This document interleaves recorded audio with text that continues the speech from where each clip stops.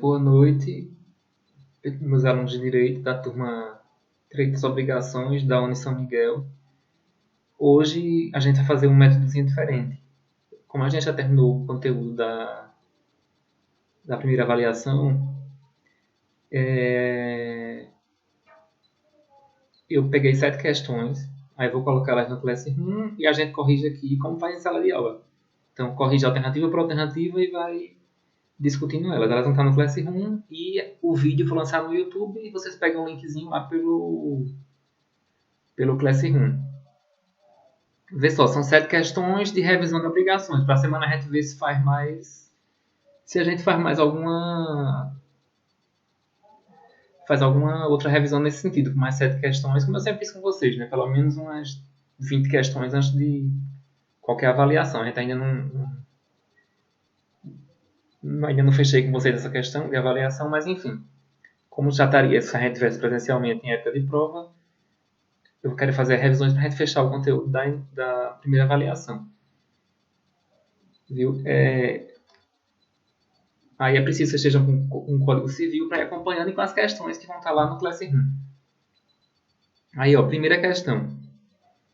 Acerca do tema Direito às Obrigações, analisem os itens e assinale a alternativa correta. 1.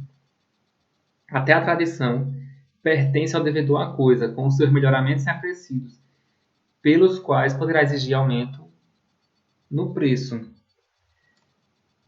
Certo? Está diretamente no código, artigo 237 do Código Civil. Ó. Então, até a tradição pertence ao devedor a coisa com seus melhoramentos e acrescidos, pelos quais poderá exigir aumento no preço. Se o credor não anuir, poderá o devedor resolver a obrigação. Vê, não é porque muito aluno tem essa dúvida. Quando a alternativa é ipsis literis, o que está no código, ou seja, mas só tem até uma parte do código, não quer dizer que esteja errada não. Então veja que aí ele colocou só até o ponto e vírgula. Não tem problema nenhum. Se aquela informação não se contradiz com o que vem após o ponto e vírgula, e se o código não faz nenhuma ressalva, nem a questão faz nenhuma ressalva, não quer dizer que esteja errado. Então, não é porque você cortou um pedaço do artigo que ele está errado. Muito aluno tem essa ideia, fica decorando artigo, e aí quando vê faltando alguma coisa, está errado porque está faltando alguma coisa. Não. Se a informação que está ali está correta, não tem por que você considerar errada. Então, ó, o inciso 1 está certinho, está no artigo 237. Inciso 2. Nas coisas determinadas pelo gênero e pela quantidade, a escolha pertence ao credor. O epa, errinho já está aí. Então a gente já viu. Quando viu a obrigação, não precisa nem chegar até o resto da questão. Quando a gente viu a obrigação da coisa incerta, que é aquela que já está definido o gênero e a quantidade. Então, por exemplo, 10 sacas de café. Quando o fazendeiro for produzir, ele vai escolher só o tipo da safra. Safra A, safra B, safra C. Então, nesse tipo de obrigação, a escolha compete a quem? Via de regra, se não tiver no contrato, ao devedor. Porque ele é quem tem a parte mais pesada da obrigação. Então, essa escolha pertence ao devedor e não ao credor. Para pertencer ao credor, tem que estar escrito no contrato. Então, a questão fez aí uma pegadinha e trocou. É artigo 244 do Código Civil. Ó. 244. Nas coisas determinadas pelo gênero e pela quantidade, a escolha pertence ao devedor. A questão trocou só isso aí. Colocou o credor. Se o contrário, não vai resultar o título da obrigação. Então, ou seja, para que compita ao credor, é essencial que esteja lá no título da obrigação, que é o título da obrigação, o contrato. Então é essencial que esteja no contrato que aquela obrigação vai competir ao credor. O direito de escolha vai competir ao credor e não ao devedor. Mas se o contrato for silencioso, vai competir ao devedor mesmo. 3. Antes da escolha, não poderá o devedor alegar perda ou deterioração da coisa, ainda que por força maior ou caso fortuito. Então, lógico, isso aqui está correto também, artigo 246 do Código Civil. Então, também aí dentro de obrigação da coisa incerta. Antes da escolha, que a gente também chama de concentração, por quê? com a escolha, a obrigação se concentra naquela coisa. Ela deixa de ser incerta e passa a ser certa. Não poderá o devedor alegar perda ou deterioração da coisa, ainda que por força maior ou caso fortuito. Ou seja, eu me obriguei a entregar 10 sacas de café. Não disse o gênero nem a... Quer dizer, disse só o gênero e a quantidade. Faltou dizer a qualidade. 10 sacas de café. Beleza. Só que eu perdi toda a minha safra de café. A safra A, B, C, D. Problema meu. Eu não posso alegar caso fortuito fosse maior para não cumprir. É só ir na fazenda do vizinho e pedir essa safra, comprar ele e dar meu jeito. Me viro nos 30, como diz Faustão, e cumpro a obrigação. Eu só não vou estar obrigado se aquele gênero for limitado àquela minha fazenda. Então, por exemplo, champanhe só é champanhe que é produzido na região da França. Então, se aquela região de champanhe da França perdeu a produção todinha, não tem como o fazendeiro arrumar em outro lugar, porque champanhe só é aquele produzido naquele lugar. Então, se o gênero for limitado a uma região e aquela região todinha perdeu o bem, não conseguir produzir, aí sim é que não se aplica esse artigo, mas senão você tem que ir no vizinho, tem que ir em outro fazendeiro para arrumar esse objeto aí. Você não pode deixar de cumprir. Então a resposta é a letra B. Eu pus aqui ó, no quadro. Tá aqui ó, os 3 artigos que a gente fundamentou e a resposta. Então, do mesmo jeito que eu faço em sala de aula com vocês, está aqui, só mudando a dinâmica porque a gente está online. Então a primeira questão está aqui, resolvida. Qualquer dúvida, vocês entram no Classroom e me procura para tirar a dúvida. Bora lá para a segunda questão. Vê só. Segunda questão. A palavra obrigação possui várias acepções de emprego cotidiano, no qual pelo menos 2 são destaques. A obrigação enquanto dever jurídico e a obrigação enquanto dever não jurídico. Ou seja, tem a obrigação que pode ser cobrada judicialmente, tem a obrigação que não pode ser cobrada judicialmente. A obrigação que é sinônimo de dever, seja jurídico ou não, e a obrigação que é sinônimo de dever patrimonial são respectivamente. Então veja, quando a gente viu a primeira aula de direito às obrigações, a gente viu que obrigação é qualquer palavra que você, qualquer termo, qualquer regra de conduta que você voluntariamente se submeta. Então, por exemplo, para quem é católico, está chegando a Semana Santa, qual é uma obrigação negativa que a gente vai ter? Não comer carne vermelha durante a Semana Santa. Só que é uma questão de ordem moral. Se você comeu, o padre não vai lá e vai lhe dar uma multa porque você comeu. Pode até lhe dar, mas ele não pode cobrar essa multa judicialmente. Então não é uma obrigação civil. É uma obrigação natural ou uma obrigação lato sensu. Então a obrigação lato sensu é qualquer obrigação. Seja obrigação civil, seja obrigação natural. Obrigação estricto sensu é somente a obrigação civil, aquela que pode ser coercitivamente imposta perante o judiciário. Então, respondendo aí a questão, seria a letra A. Então, obrigação lato sensu e obrigação estricto sensu. São os 2 tipos de obrigação que tem. Então, ó, segunda questão, resposta é a letra A. Obrigação civil e obrigação natural. A obrigação civil é que pode ser imposta judicialmente, a obrigação natural, qualquer obrigação que você entenda que deva cumprir. Apesar de não poder, em muitos casos, ser coercitivamente imposta. Então, obrigação lato sensu engloba a civil e a natural. Obrigação estricto sensu fala somente da obrigação civil. A gente viu isso aí, aquela partezinha introdutória. A resposta para isso aí não está nem em artigo, está na doutrina mesmo. 3. Terceira questão.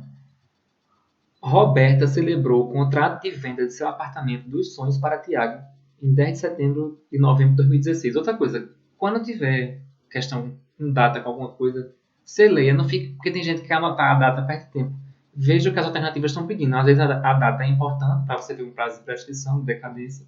Às vezes a data é relevante, só para lhe cansar e tomar seu tempo durante o concurso. Então, leia a primeira vez a questão completa para você ver o que ela está pedindo. E dali você vai de novo para o cabeçalho. No ano passado foi o comprador pego de surpresa com a cobrança de cotas dominiais referente aos meses de abril e maio de 2016. Diante dessa situação, Tiago revoltou-se porque os débitos não foram contraídos por eles, mas sim na pretérita condômina. Acerca do contexto fático acima, com a alternativa correta. Vê só. cara comprou o apartamento, depois estava morando lá, descobriu que tinha débito condominial. E aí, de quem é a responsabilidade? A gente viu, quando estudou também na primeira aula, direito às obrigações, que é que sempre se faz um paralelo no campo patrimonial do direito civil entre direito real, ou das coisas, e direito obrigacional. A gente viu que o direito obrigacional só vincula as partes, que impactuou. O principal princípio é a relatividade. O direito real, ele vale contra todos. Ele é taxativo e se impõe a quem quer que esteja com aquele direito real. Então, por exemplo, se eu compro um apartamento hipotecado, paciência, se o dono não pagar aquela hipoteca, o dono da dívida não pagar a hipoteca, eu posso perder o apartamento. Daí que eu sou um terceiro interessado em pagar aquela dívida, porque o direito real vale contra todos. Aqui a gente tem um típico caso de obrigação próprio terreno, que a gente viu com aquela figura híbrida que fica entre o direito obrigacional e o direito real. Ele fica no meio do caminho. Ele está aqui entre as minhas mãos. Então, ele nem é real nem é obrigacional, mas ele é como se fosse os dois, é uma figura híbrida. Então, a taxa de condomínio é uma obrigação próprio terreno. E o que é que isso implica?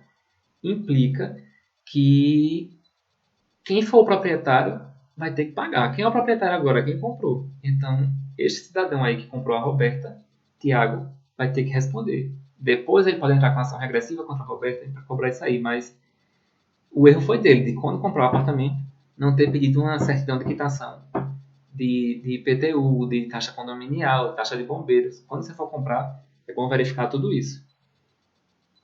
Acerca do contexto fático acima, qual a alternativa correta? Poderá o condomínio cobrar integralmente tanto de Roberta quanto de Tiago, considerando a solidariedade existente entre ambos? Não, essa obrigação não é solidária, porque para ser solidária, artigo 265, ou resulta da lei ou do contrato. A lei não impõe que ambos são solidários, nem o contrato entre eles, a questão diz isso. Então, essa obrigação não é solidária e o condomínio tem que cobrar mesmo de Tiago. O pagamento deve ser dividido entre Roberta e Tiago, canto nenhum da lei fala isso. Letra C. Não cabe dívida nenhuma porque o condomínio não poderia ter autorizado a venda sem que tivesse ocorrido o pagamento antecipadamente. O condomínio não é proprietário. O proprietário era o nome dela, Roberta. E a ela compete vender ou não vender, com dívida, sem dívida, hipotecado, não hipotecado. Propriedade é uma coisa, débito e direitos reais acessórios são outras. Então, meu imóvel está hipotecado, tem um anticrese, posso vender? Posso, problema nenhum. Agora, quem está comprando sabe que se eu não pagar, ele vai ter que arcar com aquilo. Ou se não arcar, vai sair do apartamento. Então, D. O devedor é Tiago, pois como a obrigação recai sobre a coisa, o sujeito passivo é o titular do direito real, no caso, o contador da unidade condominial. Exato. A obrigação própria terreno, cadeira a coisa. Quem for o dono tem que responder. O artigo vocês ainda não viram, porque está lá em direito das coisas, mas é o artigo 1345. Obrigação próprio terreno. Ou seja, obrigação que advém da coisa. A gente também viu isso aí, acho, na primeira aula da gente esse semestre. Tudo ok até aí? Bora lá para a quarta questão. Mário Alencar, estilista famoso no cenário das celebridades, ou seja, você já está vendo que é uma pessoa específica, um estilista conhecido no mundo das celebridades. Foi contratado pela atriz de sucesso Beatriz Varela para criar e costurar seu vestido de noiva que seria utilizado no dia do casamento. Ou seja, a artista chamou um cara muito famoso para fazer o vestido porque ele era o bambambam aí da alta costura daquela região, do Brasil, enfim. E aí a questão pergunta, a partir dessa hipótese narrada, assinala a alternativa correta. Letra A.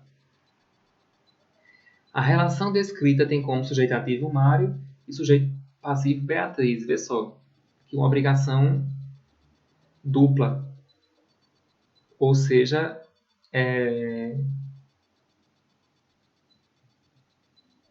uma obrigação sinalagmática. Então, há uma impropriedade aqui na questão de considerar que só um é credor, só um é devedor. Não, eles são credores e devedores recíprocos. Já estaria meio truncado aí.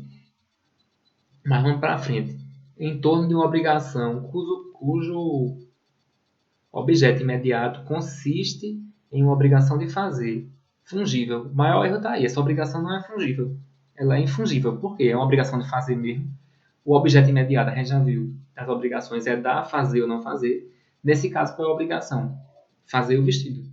Então, e a da menina, da mulher, é dar o dinheiro. Então, a obrigação dele é fazer o vestido. Essa obrigação é o quê? Infungível. Só ele pode fazer, senão ela compraria um vestido pronto. Não queria que fosse ele que fizesse. Então, ela está contratando por ser ele. Então, o erro daí já está aí. Fungível. B. A relação obrigacional descrita tem como sujeito ativo Beatriz e sujeito passivo Mário em torno de uma obrigação que consiste em uma obrigação de fazer, fungível. Outra vez o erro aqui, gritante. O erro está nessa questão, não é fungível, é infungível. Só ele pode fazer essa prestação. E essa questão aí também, sujeito ativo e sujeito passivo, não gosto dessa propriedade, porque ambos são credores e devedores ao mesmo tempo. É uma obrigação bilateral perfeita, ou sinalagmática. Ela é devedora do dinheiro e credora do vestido. Ele deve o vestido, mas é credor do dinheiro. Letra C. O conflito obrigacional descrito tem como sujeito ativo Beatriz e sujeito passivo Mário. Discordando aí, mas por essa questão que eu falei, né? Não são polos isolados. Em torno de uma obrigação que consiste em uma obrigação de fazer. Infungível. Beleza, realmente é infungível. E o objeto imediato, o vestido de noiva, certo? O objeto imediato é a conduta de fazer. O objeto imediato a gente viu que é sempre o bem da vida. Então, objeto imediato é dar, fazer ou não fazer. O objeto imediato é o dinheiro, a casa, o carro, o vestido de noiva, no caso aqui da questão.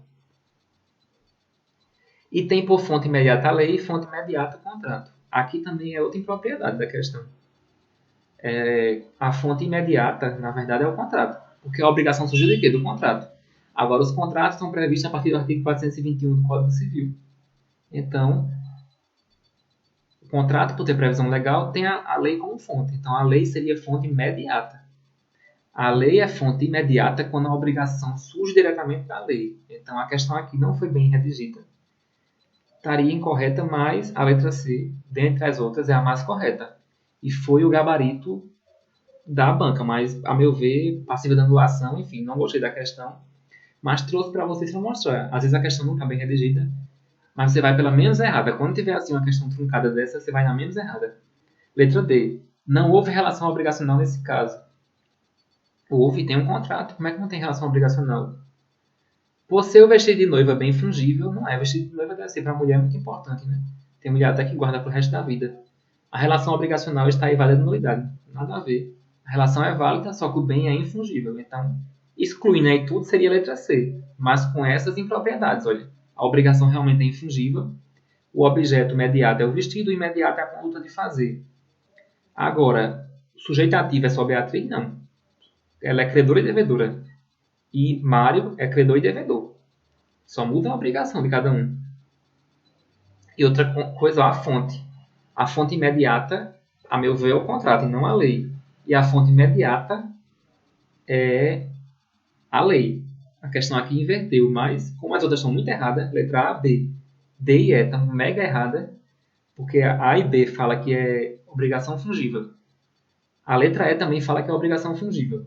E letra D fala que nem a obrigação tem, só restaria a letra E. Então pode acontecer, como dizia Fernanda Marinella, a professora daquele grupo, que até faleceu essa semana, Luiz Flávio Gomes, é um monstrinho a questão dessa. Estou toda errada, mas enfim. É um monstrinho mesmo, um mal-assombro, mas quando pegar uma questão assim no concurso, você vai, depois você pode até entrar com recurso, mas na hora, como tem que fazer, tem que marcar X mesmo, vai na menos errada. Eu iria aí de letra C também, mas com essas críticas à banca. Então, ó, a gente fechar a quarta questão, letra C, obrigação infungível. Seria o X da questão aí. Quinta questão.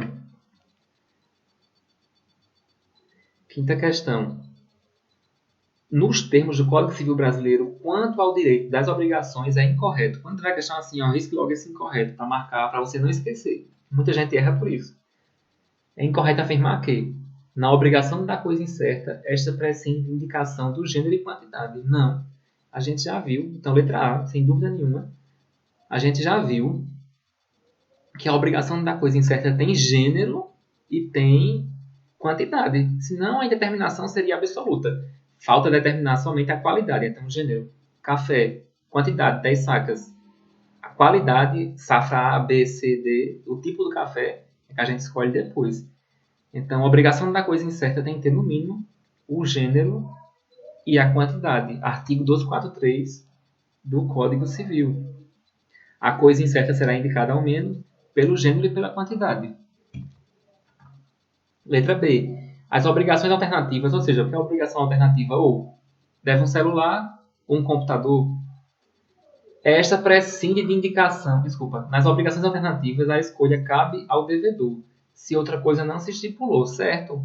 Obrigação alternativa, obrigação da coisa incerta, sempre que tiver escolha, se o contrato for omisso, vai competir ao devedor. Artigo 252 do Código Civil. Então, ó, nas obrigações alternativas, a escolha cabe ao devedor se outra coisa não se estipulou. Dúvida nenhuma até aí. Letra C. Não pode o devedor obrigar o credor a receber parte em uma prestação, parte em outra. 252, parágrafo 1º, já é o parágrafo de baixo. Não pode o devedor obrigar o credor a receber parte em uma prestação, parte em outra. Então, se a obrigação é ou um notebook ou o celular, ou recebe um ou recebe outro. Ele não pode, mesmo que fosse 10 sacas de café, 10 sacas de milho. Ele não pode querer dar 5 sacas de café e 5 de milho. Ou dar 10 sacas de café, ou dar as 10 de milho. Então, aí dentro das obrigações alternativas, letra C, não pode o devedor obrigar o credor a receber parte em uma prestação, parte em outra. A gente já viu. Se, letra D, se a prestação do fato tornar-se impossível, sem culpa do devedor, resolver-se-á a obrigação. Sim, é assim que fala o Código, artigo 234. Então, o artigo 234. Se, no caso, o artigo antecedente, que é o 233, que é a obrigação da coisa certa, a coisa se perder sem culpa do devedor, antes da tradição ou pendente de condição suspensiva, fica resolvida a obrigação para ambas as partes. Ou seja, se se impossibilitar, se resolve a obrigação. Mas resolver não quer dizer ficar como está, não. É voltar à situação anterior.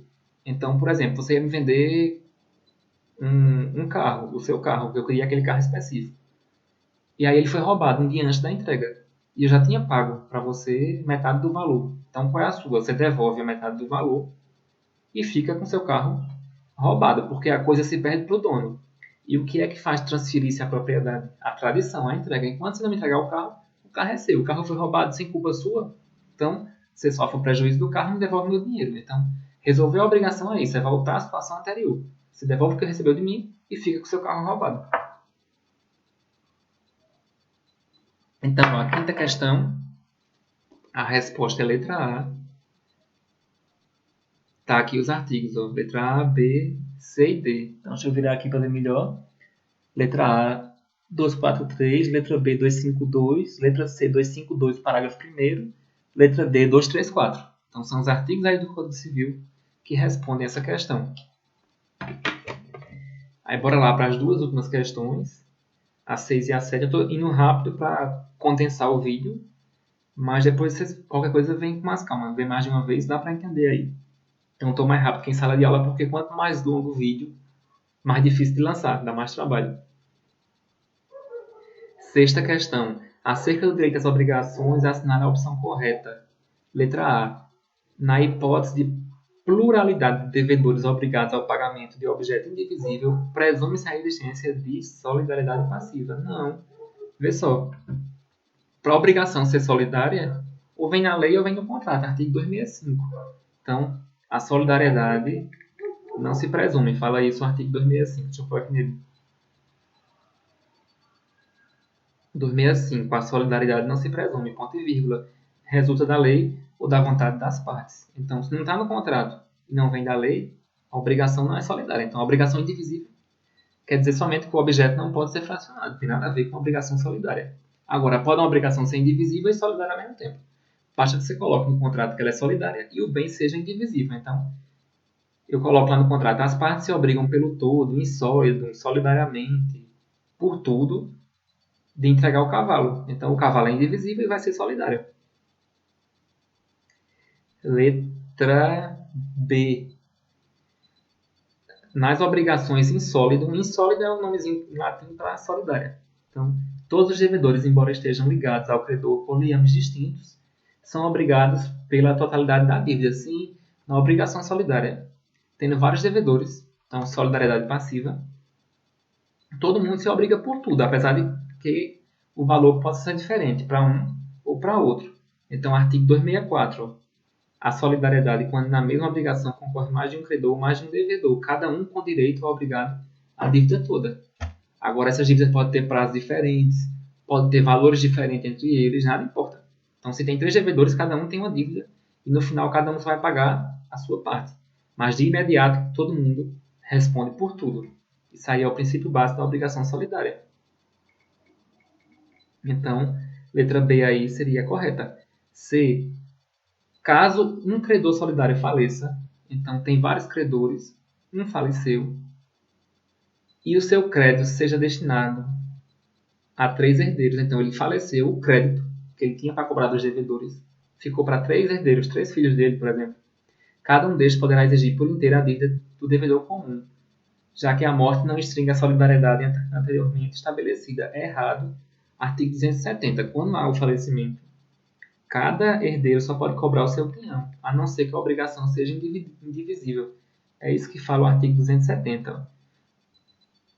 Se um dos credores solidários falecer deixando herdeiros, cada um destes só terá direito a exigir e receber a cota do crédito que corresponder ao seu quinhão hereditário, salvo se a obrigação for indivisível. Por quê? Porque se for indivisível, o bem é que não pode ser fracionado. Então qualquer um desses herdeiros pode cobrar o cavalo, o carro, o livro, que são coisas que não tem como dividir.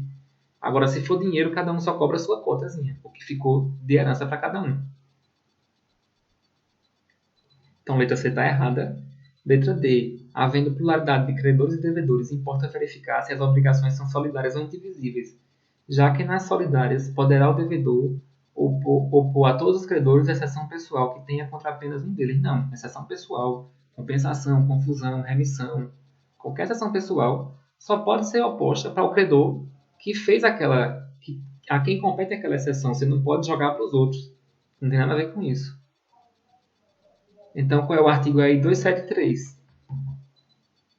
Artigo 273, deixa eu pôr aqui. A um dos credores solidários não pode o devedor opor as exceções pessoais oponíveis aos outros. Lógico, a exceção pessoal é só para quem compete. Eu tenho 3 credores. Contra esse aqui eu tenho a compensação. Lembra que a compensação, né? Aquele cara que é dentista e eu sou advogado. Cada um prestou um serviço para o outro. Na hora de pagar, a gente pode abater essas dívidas que tem um com o outro. Eu não posso impor compensação contra esses dois aqui, porque eles não foram dentistas e fizeram tratamento em mim. Então não tem nada a ver com isso. Então, obrigação solidária e exceção pessoal só acomete quem a alegar. E letra E. Deixa eu pôr aqui. Nas obrigações da coisa incerta, se for silente o contrato, ou seja, o contrato não disser nada, terá o devedor a atuação na fase de concentração do débito, certo? Porque aí está certo. O devedor quem faz a escolha. A gente viu isso. Cabendo-lhe entregar ao credor a melhor coisa. Não. Ele faz a escolha, ele nem pode ser obrigado a dar a melhor, nem pode querer empurrar a pior. Vigora aquele princípio do meio termo lá no artigo 244, que diz, nas coisas determinadas pelo gênero e pela quantidade, a escolha pertence ao devedor, certo? Com a escolha que há a concentração, que a questão falou aí. Se o contrário não resultar do título da obrigação, ou seja, se o contrato for silencioso,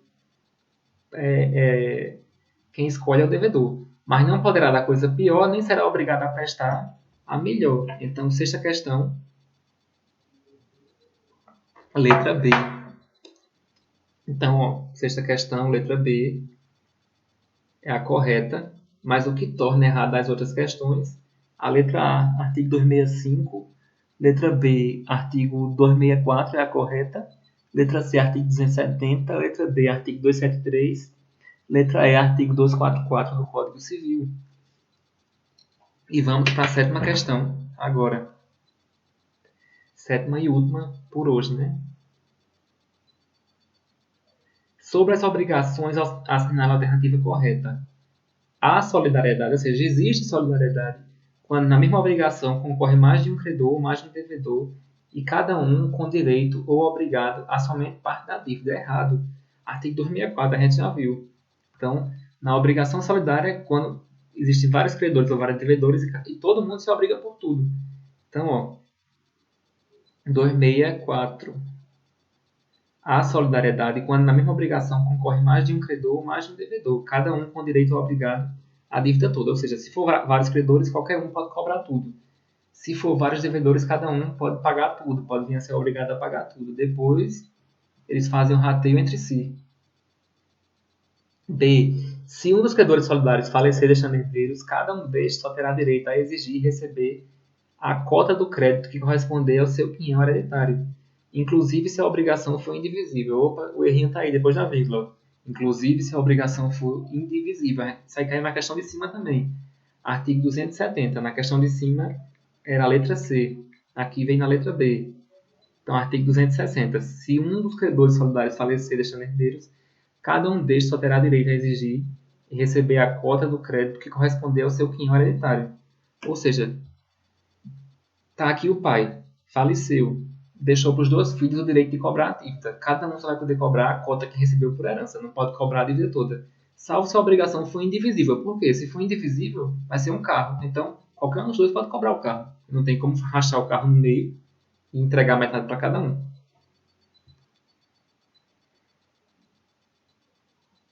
Letra C. Deixa eu abrir aqui rapidinho. Letra C. O credor não pode renunciar à solidariedade dos devedores. Errado, a gente viu em sala que é possível haver renúncia. Artigo 287. Salvo disposição em contrário, na seção de um crédito, 282, desculpa. O credor pode renunciar à solidariedade em favor de alguns ou de todos os devedores. A renúncia da solidariedade não quer dizer que ele perdoa. Ele está dizendo o seguinte, ó, tem 3 devedores, eu renuncio à forma solidária para esse aqui. O que é que ele está dizendo? Cada um devia 10 mil reais, era 30 mil a dívida. Então, inicialmente ele poderia cobrar 30 de qualquer um deles 3. Esse aqui podia ser cobrado a pagar 30, esse a pagar 30, esse a pagar 30. Ao renunciar desse aqui, ele só pode cobrar dele 10 e desses aqui ele só pode cobrar 20. Tem que abater os 10 da renúncia da forma solidária. Agora esse aqui, com a renúncia da solidariedade, só pode ser obrigado a pagar 10 mil. Esses aqui, cada um pode ser obrigado a pagar 20 e depois faz o rateio entre eles. Letra D. Via de regra, a cessão de um crédito não consiste na cessão dos acessórios.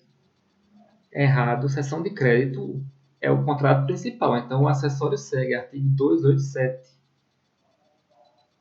Não precisaria nem de disposição, a gente já viu isso em sala. Principal, acessório segue principal. Então, salvo disposição em contrário, na cessão de um crédito abrange todos os seus acessórios. E letra E, que seria assunto da segunda unidade, né, que é pagamento, mas já tem o videozinho para vocês também sobre pagamento. O terceiro não interessado que paga a dívida em seu próprio nome tem direito a reembolsar-se do que pagar, mas não se subroga nos direitos do credor. Certo? Artigo 305. Está literalmente no artigo. O terceiro não interessado que paga a dívida em seu próprio nome tem direito a reembolsar-se do que pagar, mas não se subroga nos direitos do credor. Ou seja, se eu estou pagando a dívida de um terceiro, de meu irmão, de meu tio, do meu vizinho, e não sou o terceiro interessado, e não pago em nome dessa pessoa, pago em nome próprio, eu não me subrogo, ou seja, não fico no lugar do credor. Agora eu posso pedir de volta aquilo que eu paguei. Por quê? Porque senão seria enriquecimento sem causa. Eu estou pagando a dívida de outra pessoa e não vou receber nada. Nem o que eu paguei, não. O que eu paguei, eu vou receber. Artigo 305. Então, a sétima questão, a resposta é letra E. Aí está aqui, os artigos que respondem. Então, letra A, 264, letra B, 270, letra C, 282, letra D, artigo 287 e letra E, artigo 305. Então, quem quiser aí tirar uma foto. Bem, pessoal, é isso. Essa aula de hoje eu quis fazer essa dinâmica de fazer uma pequena revisão. Para a semana a gente faz outra com mais 7 questões. Acho que é um tempo bonzinho, ó, deu 35 minutos de vídeo, não fica tão longo. E aí, qualquer dúvida, vocês entram no Classroom e fazem as perguntas para mim.